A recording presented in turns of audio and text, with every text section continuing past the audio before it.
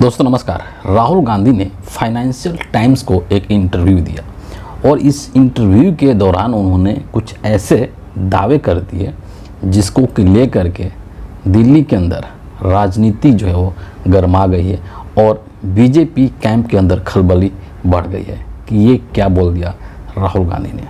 अब चूँकि जो राहुल गांधी का व्यक्तित्व है वो एक बहुत ही गंभीर व्यक्तित्व के व्यक्ति है और कोई भी जब बात बोलते हैं तो यूं ही नहीं बोल देते हैं, बल्कि उसके पीछे उनकी एक सोच होती है। वो बीजेपी के जो नेता होते हैं, बड़ बोले टाइप के जो नेता हैं बीजेपी के, जो कि कुछ भी बोल देते हैं, क्योंकि प्रधानमंत्री खुद ही बहुत बड़े बोले हैं, है ना। लेकिन राहुल गांधी का ऐसा व्यक्तित्व है कि वो बहुत ही सोच समझ करके बोलते हैं और इसीलिए जब राहुल गांधी इस तरीके की बात बोलते हैं तो जाहिर सी बात है कि वो एक चर्चा का विषय बन जाता है, विमर्श का एक केंद्र बिंदु बन जाता है।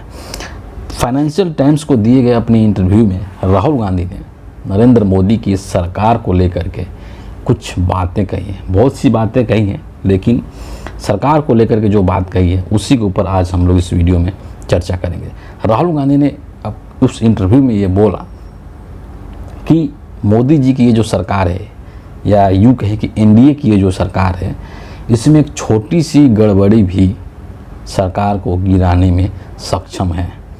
मोदी कैंप के अंदर बहुत से ऐसे लोग हैं जो कि नरेंद्र मोदी से असंतुष्ट हैं, नरेंद्र मोदी के प्रति उनके अंदर एक नाराज़गी है और काफ़ी सारे ऐसे जो लोग हैं बीजेपी के लोग, एमपी, वो हमारे संपर्क में हैं। हमारे कहने का मतलब ऐसा नहीं है कि डायरेक्टली कांग्रेस पार्टी के संपर्क में या राहुल गांधी के संपर्क में। हमारे यहाँ कहने का मतलब ये है कि इंडिया अलायंस के अलग अलग नेताओं के संपर्क में हैं और जब चाहें सरकार गिर सकती है। और इस बात में राहुल गांधी की काफ़ी सच्चाई है। असंतोष कैसे है, किस तरह की नाराज़गी है, हम इस स्टेटमेंट का, जो राहुल गांधी का स्टेटमेंट है, इसको और थोड़ा सा डिटेल में समझने की कोशिश करेंगे।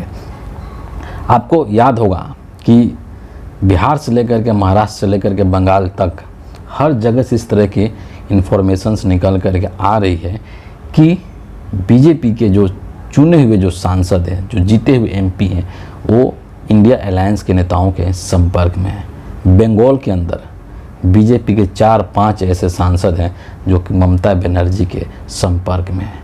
महाराष्ट्र के अंदर ऐसे कई बीजेपी और एनडीए के एमपी हैं जो कि उद्धव ठाकरे के संपर्क में और घर वापसी करना चाहते हैं। बिहार के अंदर आप सभी ने देखा था नीतीश कुमार और तेजस्वी यादव का एक ही जहाज़ में बैठ करके पटना से दिल्ली आना, वो तस्वीर हर किसी ने देखा था। और ऐसे बहुत सारे ऐसे लोग हैं, एमपी हैं, जो कि इस तरीके से इंडिया अलायंस के अलग अलग लोगों के संपर्क में हैं।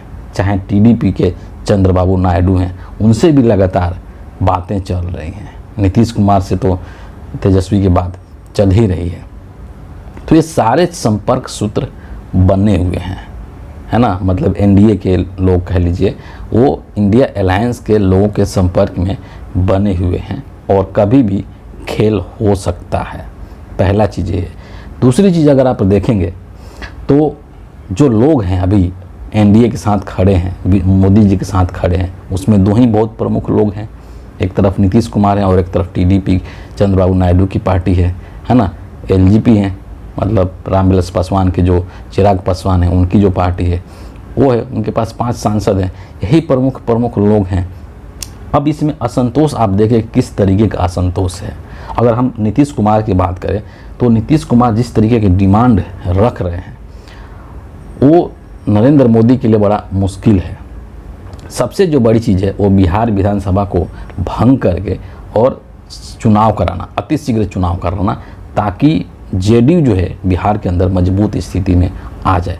और नीतीश कुमार के इस डिमांड को नरेंद्र मोदी लगातार टाल रहे हैं, लगातार उनको गोली दे रहे हैं, एक तरीके से कहिए। इसके अलावा बिहार को विशेष पैकेज देने का जो बात है, बिहार को विशेष राज्य का दर्जा देने की बात है, पटना यूनिवर्सिटी को सेंट्रल यूनिवर्सिटी बनाने की बात है ना, जातिगत जनगणना है, अग्निवीर मुद्दा है, ऐसे तमाम मुद्दे हैं जिसको कि लेकर के दोनों में मतभेद है। बेशक से नीतीश कुमार अभी शांत लग रहे हैं, है ना, लेकिन इसका मतलब ये नहीं है कि नीतीश कुमार पूरी तरीके से सरेंडर कर चुके हैं या पूरी तरीके से नरेंद्र मोदी के कब्जे में आ चुके हैं। ऐसा कभी भी नहीं है। नीतीश कुमार सिर्फ समय का इंतज़ार कर रहे हैं, सही वक्त का इंतज़ार कर रहे हैं और तब जाकर को अपने पत्ते खोलेंगे। तो कई मुद्दों पर जेडीयू के साथ, नीतीश कुमार के साथ इनका एक तरीके से आंतरिक असंतोष है। वो भले पब्लिक प्लेटफॉर्म पे नहीं आता है, लोगों के बीच में नहीं आता है, लेकिन वो अंदर पर्दे के पीछे जो है वो सारी चीज़ें चल रही है। पर्दे के आगे कैसी त्यागी भले चाहे कुछ भी बोल दे, है ना, कि हम स्पीकर के पोस्ट के लिए भी समर्थन दे देंगे, लेकिन पर्दे के पीछे जो क्या चल रहा है ये चीज़ जनता के बीच में नहीं आता है, पब्लिक डोमेन में नहीं आता है, लेकिन वो सब चीज़ें अंदर में चल रही होती है। टीडीपी की अगर बात करें, स्पीकर के पोस्ट को लेकर किस तरीके से टीडीपी अड़ी हुई है, और ये बहुत वाजिब है कि जब भी इस तरह का गठबंधन का सरकार बनता है तो सारी शक्तियाँ, ऐसा नहीं कि जो मुख्य पार्टी है उसी के अंदर आ जाए। सारे मंत्रालय तो मोदी जी ने अपने लोगों को दे दिया, तो स्पीकर के जो पद है कायदे से अपने सहयोगी को देना चाहिए, लेकिन नहीं, जो मोदी जी हैं वो चाहते हैं कि स्पीकर भी बीजेपी का ही बने, जबकि जो चंद्रबाबू नायडू हैं वो चाहते हैं कि स्पीकर टीडीपी का बने। इसके अलावा आपको पता है कि नरेंद्र मोदी की जो पूरी राजनीति है वो हिंदू मुस्लिम की राजनीति है, धार्मिक ध्रुवीकरण की राजनीति है। इस चुनाव के दौरान भी इन्होंने धर्म के नाम पर जहर उगलने का काम किया, नफरती भाषण दिया, मुसलमानों के लिए अपशब्दों का इस्तेमाल किया। लेकिन दूसरी तरफ आप चंद्रबाबू नायडू के बारे में देखिए, वो मुसलमानों के लिए क्या क्या बातें करते हैं, उनको आरक्षण देने की बात करते हैं, उनको कई तरह की सुविधाएं देने की बात करते हैं। तो ये जो वैचारिक जो भिन्नता है, विचारों में जो ये मतभेद है, वो कैसे उसको पाटेंगे नरेंद्र मोदी। और इसलिए आने वाले समय में एक एक दिन जब संसद का सत्र शुरू होगा, 24 जून से पहली बैठक होने वाली है और शायद 3 जुलाई तक पहला सत्र चलेगा, तो एक एक जो दिन होगा वो नरेंद्र मोदी के लिए बहुत भारी पड़ने वाला है कि कैसे हम अपने सहयोगियों को सेटिस्फाई करें, कैसे हम इनके डिमांडों को पूरा करें। चंद्रबाबू नायडू का अलग डिमांड है अपने राज्य के विकास को लेकर के, है ना, तो कैसे और कब तक नरेंद्र मोदी उनके मांगों को पूरा करेंगे, ये भी बड़ी सोचने वाली बात है।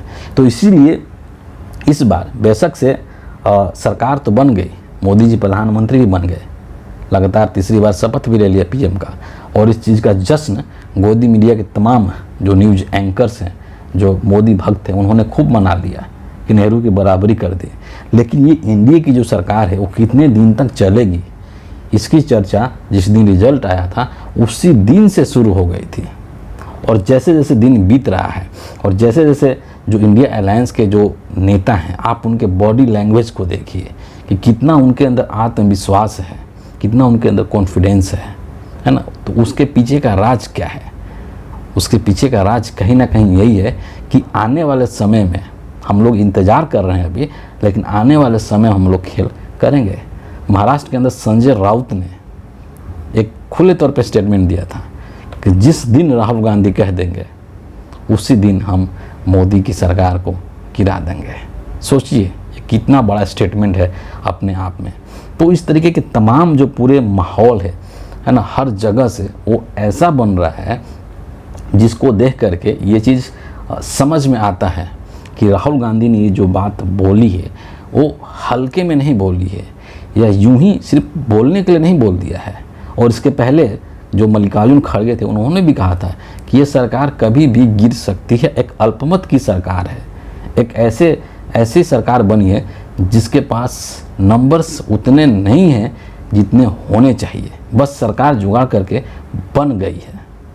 तो इसीलिए जो राहुल गांधी ने ये जो दावा किया है ना, उस दावे में एक दम दिखाई देता है, उसमें एक हकीकत, एक सच दिखाई देता है। हालांकि बीजेपी की तरफ से इसको खारिज कर दिया गया है, इसको नकार दिया गया है, और बीजेपी ने बोला है कि राहुल गांधी का ये जो बयान है वो मुंगेरी लाल के हसीन सपने की तरह है। लेकिन आने वाले जो कुछ समय है, एक और चीज़ यहाँ पर मैं चलते चलते बताना चाहूँगा कि इंडिया अलायंस के जो लोग हैं वो इसीलिए वेट एंड वॉच की स्थिति में है क्योंकि वो नहीं चाहते हैं कि नरेंद्र मोदी जनता के बीच में जाकर कोई सिंपैथी कार्ड खेले। आप समझ रहे हैं, मान लीजिए कि रिजल्ट आया, उसमें बीजेपी सिंगल लार्जेस्ट पार्टी बन के उभरी 240 सीटों के साथ, तो तकनीकी तौर पर हमारे देश में जो रूल है, जो कानून है, उसके अनुसार पहला हक सरकार बनाने का बीजेपी को जाता है। अगर उससे पहले ही इंडिया अलायंस के लोग नीतीश कुमार या चंद्रबाबू नायडू के साथ हाल मिल करके और पहले सरकार बनाने का दावा ठोक देते तो नरेंद्र मोदी जा कर के पब्लिक में रोने लगते हैं कि देखो भैया, हम तो सबसे अधिक सीट लेकर के आए थे, पहला सरकार बनाने का हक मेरा था, लेकिन ये राहुल गांधी, इसने मेरे साथ गलती किया, इसने मेरे साथ चीटिंग किया। तो नरेंद्र मोदी को ये कहने का मौका नहीं देना चाहते हैं राहुल गांधी या इंडिया अलायंस के तमाम जो दिग्गज नेता हैं, शरद पवार जैसे जो लोग हैं। इसीलिए लोग देख रहे हैं कि कर लेने दो नरेंद्र मोदी को, कर रहे हैं, क्या कर रहे हैं और कब तक कर रहे हैं, और फिर हम अपना खेल तो करेंगे ही। तो मोदी जी की सरकार जो है वो बन चुकी है, चल रही है, लेकिन कब तक चल रही है इसको लेकर के नरेंद्र मोदी को भी भरोसा नहीं कि कब तक चलेगी। फिलहाल इस वीडियो के लिए इतना ही है। आप सभी का बहुत बहुत धन्यवाद।